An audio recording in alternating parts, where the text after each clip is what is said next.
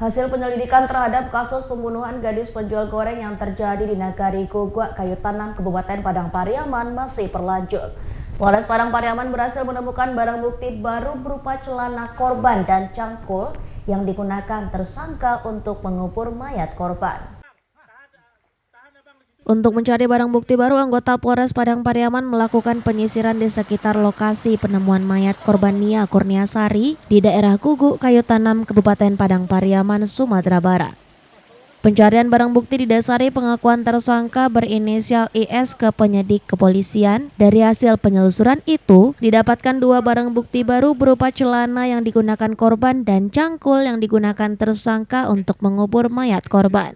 Celana warna hitam yang digunakan korban Nia Kurniasari ditemukan di aliran anak sungai sekitar 1 km dari lokasi penguburan mayat korban, sementara cangkul dibuang sekitar 150 meter dari tempat tersangka menggali kuburan.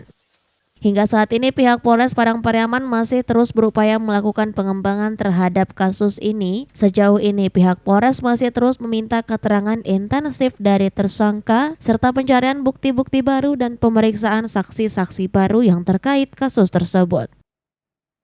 Sampaikan ini perkembangan dari hasil penyidikan kami yang rilis sebelumnya. Kami belum bisa menghadirkan 2 barang bukti, yaitu yang digunakan oleh pelaku atau tersangka yaitu cangkul, dan ini 1 pakaian yang digunakan oleh korban pada saat kejadian. Keduanya ditemukan di hari Minggu tanggal 22 September. Pada saat sore kemarin petugas menyisir lokasi aliran sungai yang berdasarkan informasi tersangka mereka membuangnya di tempat yang terpisah. Jadi celana korban ini dibuang di sungai, tersangkut kurang lebih sekitar 1,5, alhamdulillah kita bisa temukan.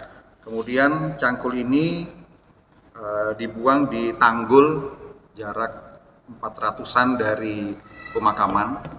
Motif kami perlu sampaikan bahwasanya pelaku melakukan atas pemerkosaan. Dari Padang Pariaman, Sumatera Barat, Eka Agus Priadi, iNews melaporkan.